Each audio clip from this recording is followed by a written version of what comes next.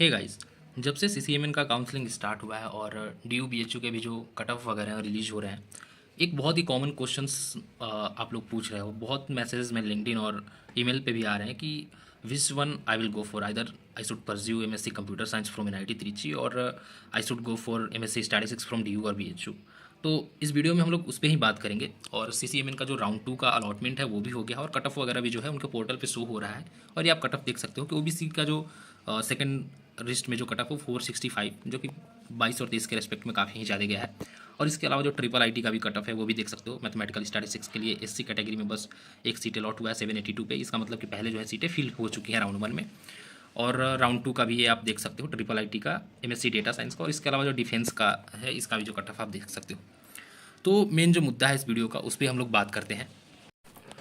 तो देखो, आपको एनआईटी त्रिची लेना चाहिए या फिर आपको डीयू और बीएचयू से एमएससी स्टैटिस्टिक्स करना चाहिए, ये चीज़ें डिपेंड करती हैं। इसका मतलब कोई आपको एक लाइन में आंसर एकदम डायरेक्ट ये नहीं बोल सकता कि आप एनआईटी त्रिची में चले जाओ या फिर एमएससी स्टैटिस्टिक्स कर लो। वो आपके करियर गोल पे डिपेंड करता है, आगे आपका क्या प्लान है, आगे क्या करना चाहते हो। और एक थोड़ा सा इंटरेस्ट की भी चीज़ें आ जाती हैं कि आपको कंप्यूटर साइंस में कितना इंटरेस्ट है, या फिर स्टैटिस्टिक्स भी बहुत इंटरेस्टिंग सब्जेक्ट है तो आपका उसमें कितना पसंद है। तो मैं सारा जो प्रोज एंड कॉन्स हैं एनआईटी त्रिची के और डीयू बीएचयू के, वो सारा कुछ मैं आपको बता देना हूँ कि कहाँ से क्या करने पे क्या फ़ायदे हैं, क्या नुकसान है। उसके बाद ये वीडियो आप लोग जब देख लोगे तो आप एक कंक्लूजन पे पहुँच जाओगे कि आपके लिए क्या बेटर है। ठीक है, तो लास्ट तक इस वीडियो को देखना, ध्यान से सुनना, क्योंकि मैं इसमें कोई विजुअल्स नहीं देने जा रहा हूँ, बस आपको सुनना ही है। तो देखो, एनआईटी त्रिची अगर देखो आप ये फिक्स कर चुके हो ना, अगर आप बैचलर्स कंप्लीट कर चुके हो और आप मास्टर्स में जा रहे हो, तो कम से कम अभी ये तो आप अपना जो करियर गोल है वो तो बना लो कि आपको करना क्या है। अब मास्टर्स में आ चुके हो, ये तो आपको पता रहना चाहिए कि आप लॉन्ग टाइम में क्या चाह रहे हो।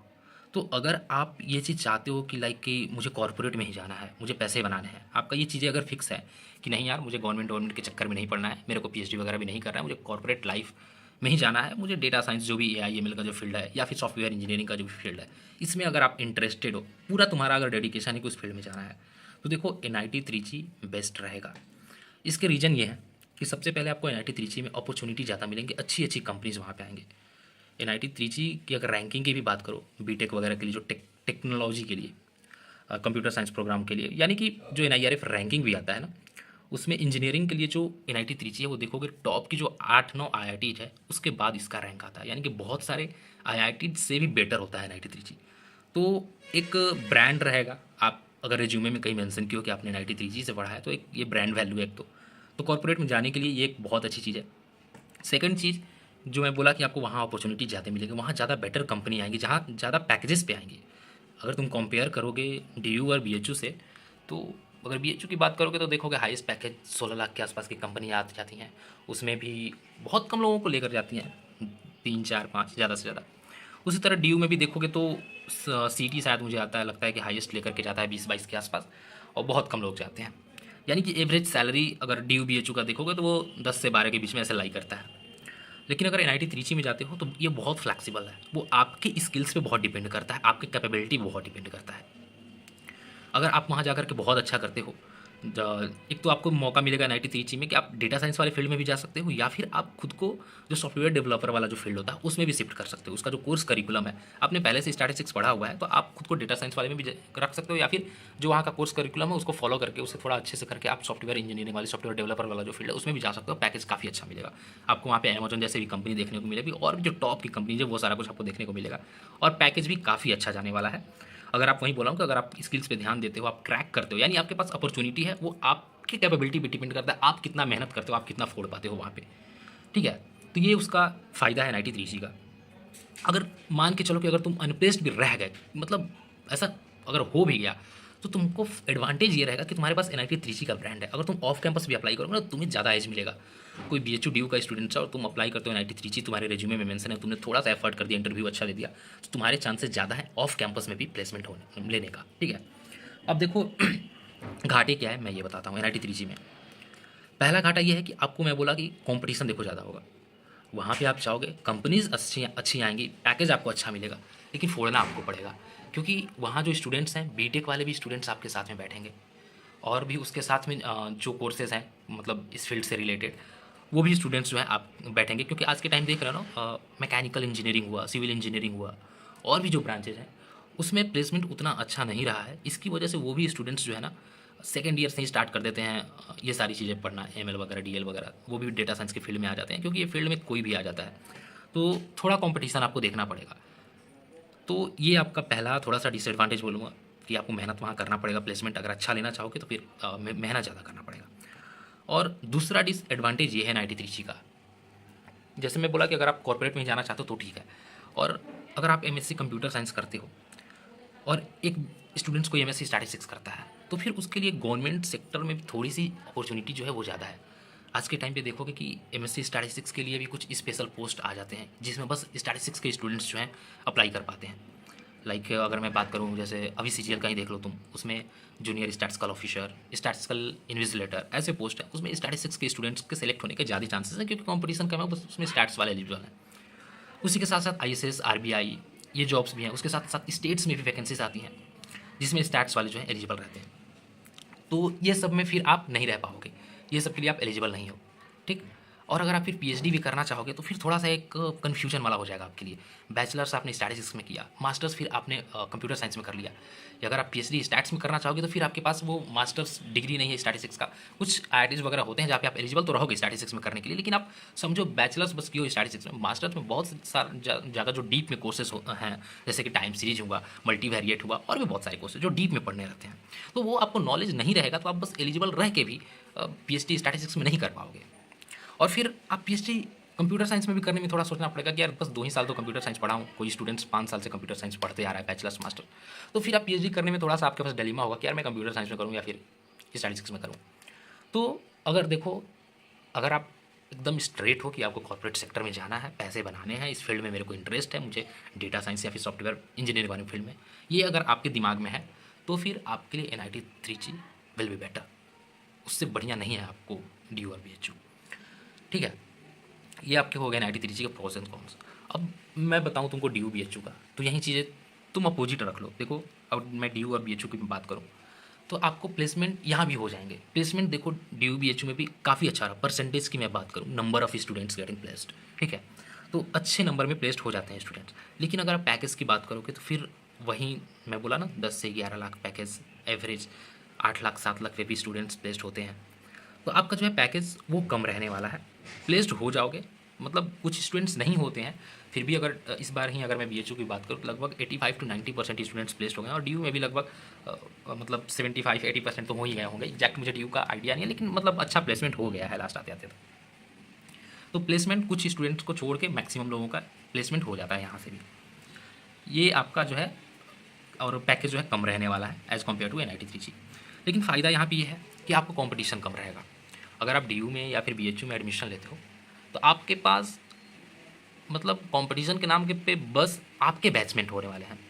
यानी कि अगर आप DU में हो या BHU में हो तो जो इस बार CUET क्रैक करके गए हुए हैं, MSc स्टैटिस्टिक्स कर रहे हैं, बस उनके साथ ही आपका कंपटीशन है।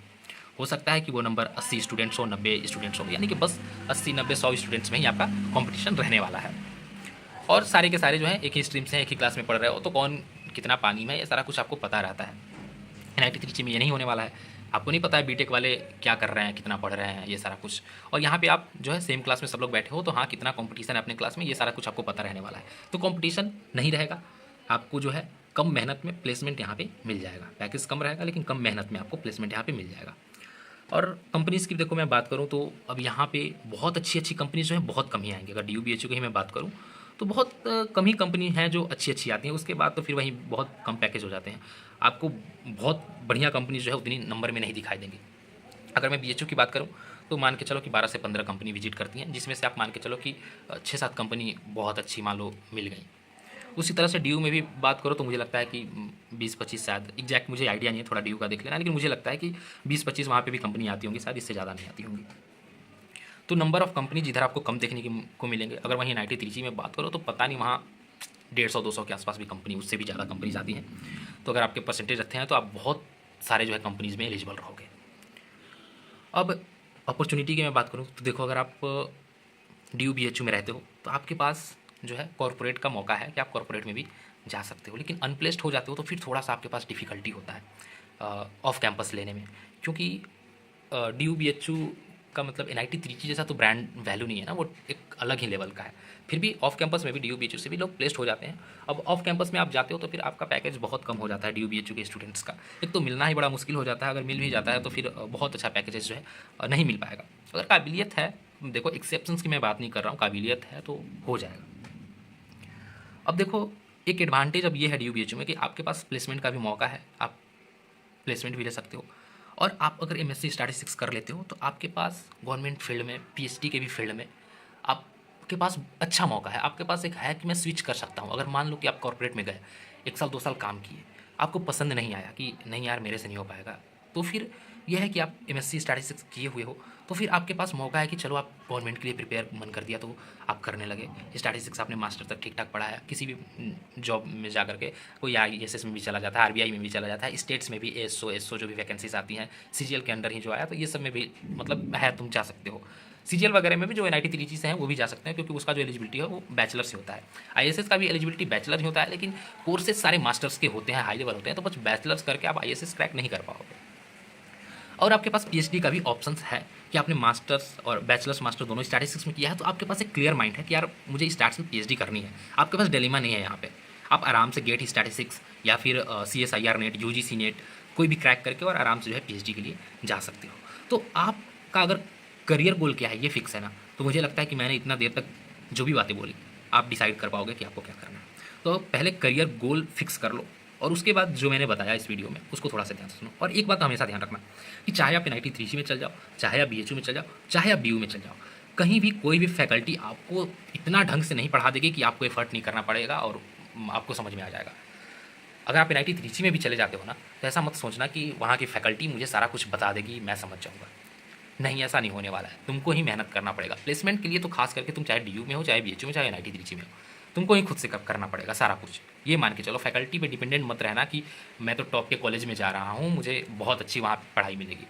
तो बिल्कुल नहीं, सारा कोई भी स्टूडेंट से पूछो, सब कोई आजकल ऑनलाइन ही पढ़ता है। फैकल्टीज़ आ रही हैं, ठीक है, मतलब कुछ फैकल्टीज अच्छी मिलती हैं, ऐसा बात नहीं है, बट मोस्टली आपको फैकल्टीज जो है आज के टाइम पे किसी भी इंस्टीट्यूट में अच्छा नहीं मिल रहा है। और एक और चीज़ जो आपका डाउट रहता है कि मैंने तो कंप्यूटर साइंस पढ़ा ही नहीं है, NIT त्रिची में कैसे में, देखो स्टूडेंट्स हैं पहले भी जो हैं, स्टूडेंट्स जो कंप्यूटर साइंस बिल्कुल नहीं पढ़े थे वो भी NIT त्रिची में गए प्लेसमेंट के लिए, तो जब वो ले सकते हैं तो आप भी कर सकते हो, इसमें डरने वाली बात नहीं है। लेकिन ये बात है कि जो अगर थोड़ा सा पहले से कंप्यूटर साइंस पढ़े हैं तो उनको उतना घबराहट नहीं होगा, उनको थोड़ा सा लगेगा कि हाँ यार ये चीज़ें मतलब मैं कर सकता हूँ। जो लोग नहीं पढ़े रहते हैं उनको थोड़ा घबराहट होता है, बट ऐसा नहीं है कि आप कंप्यूटर साइंस पहले नहीं पढ़े हो तो वहाँ कर नहीं पाओगे। 2 साल में आप मेहनत करोगे खुद से, एक होता है कि एक सराउंडिंग मिल रहा है आपको, इन्वायरमेंट मिल रहा है, आपके जो बैचमेट्स है वो फिर कर रहे हैं, तो जब आपको ऐसा सराउंडिंग मिलता है ना तो लोग कर लेते हैं। तो अगर नहीं भी है तुम्हारा कंप्यूटर साइंस तो कोई दिक्कत नहीं है, अगर है तो थोड़ा सा आपके पास एडवांटेज रहेगा कि हाँ कॉन्फिडेंस रहेगा आपके पास कि हाँ यार इस फील्ड को मैं जानता हूँ थोड़ा सा, बस यही बात है। तो करियर गोल अपना सेट करो, सोचो एक बार कि आपको करना क्या है लॉन्ग टाइम में, आपका एम क्या है, और उसके बाद जो है आप डिसाइड करो कि NIT त्रिची में जाना है या फिर MSc कंप्यूटर साइंस में जाना है।